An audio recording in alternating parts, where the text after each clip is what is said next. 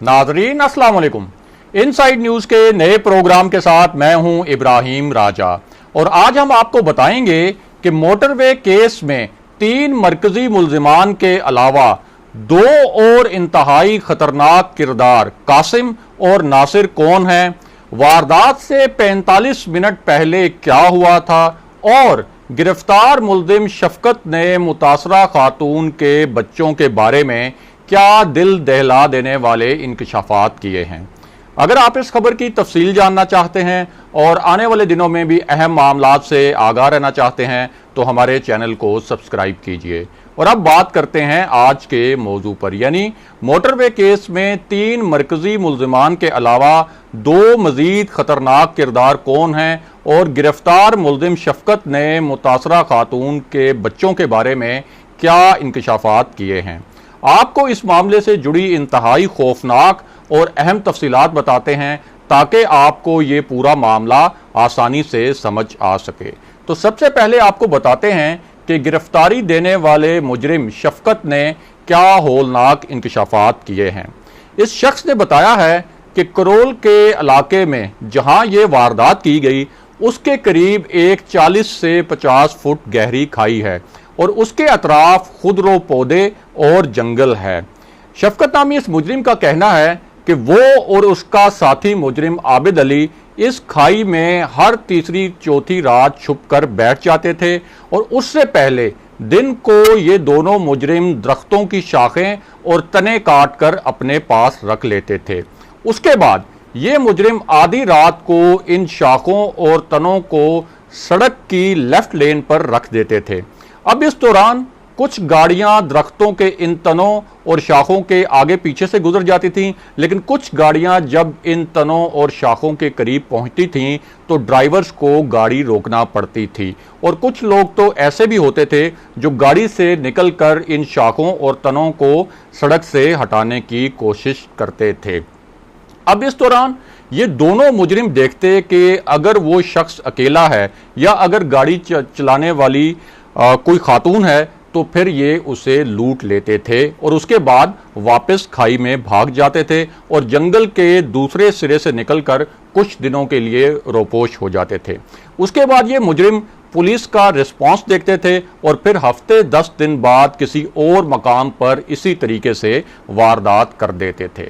और अब आपको बताते हैं कि इस मुजरिम ने मुतासरा खातून के बच्चों के बारे में क्या इंकशाफात किए हैं और आगे चलकर आपको बताएंगे कि मरकजी मुजरिमों के अलावा 2 मजीद खतरनाक किरदार जो हैं वो कौन हैं। तो मामला यह है कि इस मुजरिम के मुताबिक ये और इसका साथी मुजरिम आबिद अली वारदात की रात खाई में छुप कर बैठे हुए थे और मुतासरा खातून की गाड़ी रुकने से 45 मिनट पहले इसी मकाम से एक और गाड़ी गुजरी थी और उन्होंने उस गाड़ी को भी लूटने की कोशिश की थी, लेकिन वो गाड़ी तेजी से आगे निकल गई और वो उस गाड़ी को लूटने में कामयाब ना हो सके।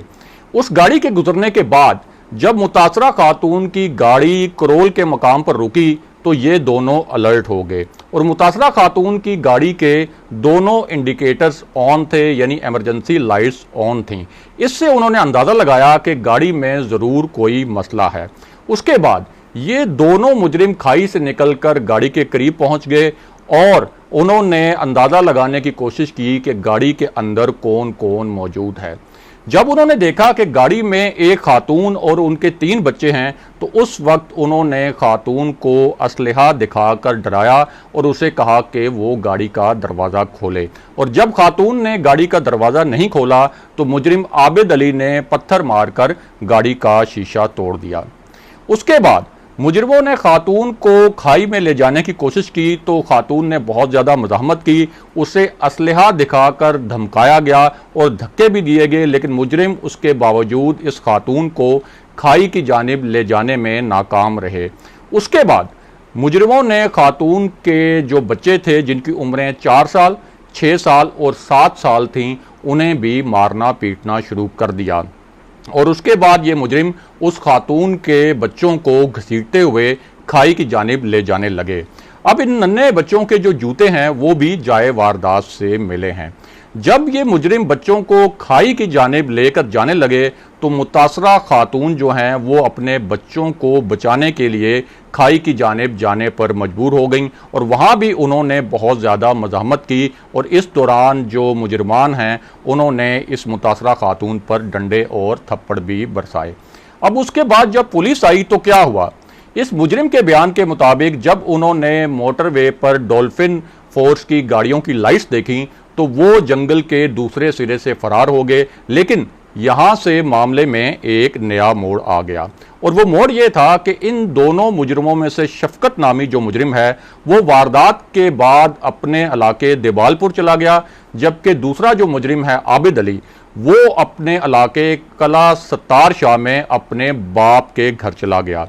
अब उस वक्त तक इन दोनों मुजरिमों को ये अंदाज़ा नहीं था कि मुतासरा खातून या उनके जो अहले खाना हैं इस वारदात पर कोई कानूनी कार्रवाई करेंगे या नहीं करेंगे और ये कितना बड़ा केस बन जाएगा। लेकिन जब ये केस मीडिया में आया और इसका आला तरीन सतह पर नोटिस लिया गया तो उस वक्त ये जो दोनों मुजरिम हैं वो रोपोश हो गए। लेकिन यहाँ से कहानी ने एक और रुख बदल दिया। तो हुआ ये कि पुलिस ने 3 टीमें बनाई और उन्होंने डेरा मलिया कोट, कोट पिंडीदास और गाजी कोट में अचानक छापे मारे। इन छापों के दौरान क्या हुआ वो भी आपको बताते हैं, लेकिन पहले आपको इसी नुक्ते से जुड़े कुछ और अहम हकायक भी बताते हैं। तो मामला यह है कि पुलिस को पहले गिरफ्तारी देने वाले मुलजिम वकार ने बताया था कि उसके साले अब्बास के मरकजी मुलजिम आबिद अली से राब्ते थे। जब अब्बास ने भी गिरफ्तारी दे दी तो उसने बताया कि असल में आबिद अली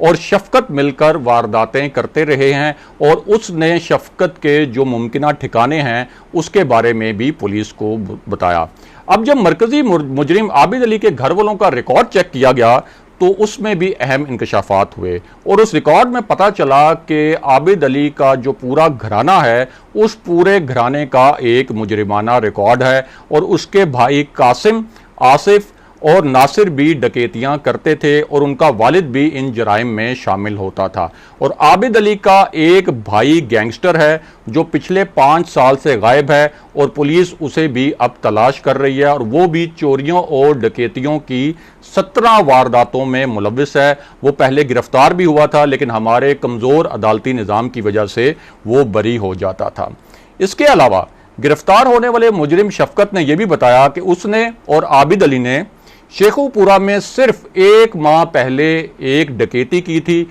और इस डकैती के दौरान भी उन्होंने एक खातून को निशाना बनाने की कोशिश की थी, लेकिन पुलिस के पहुंचने पर उनका ये घिनौना मंसूबा नाकाम हो गया था। और शफकत नामी इस मुजरिम को गिरफ्तार करने के लिए पुलिस ने देबालपुर में छापा मारा था। अब इनके साथ एक और किरदार भी था और उसका नाम है इकबाल मिस्त्री उर्फ बाला। मुजरिम शफकत के मुताबिक वो और जो दूसरा मुजरिम है आबिद इस इकबाल मिस्त्री के पास काम करते और रात को वारदातें किया करते थे। और इकबाल मिस्त्री के बारे में बताया गया है कि वो भी कुछ वारदातों की मंसूबाबंदी में इन दोनों मुजरिमों का साथी रहा है। और मुजरिम शफकत ने बताया है कि इसका जो दूसरे मुजरिम आबिद से कोई 3 दिन पहले आखिरी मर्तबा राब्ता हुआ था और मरकजी मुजरिम जो है उसके 2 भाइयों को और उसके वालिद को भी हिरासत में लिया गया है। और शफकत ने एतराफ़ किया है कि उसने मरकजी जो दूसरा मुजरिम है आबिद अली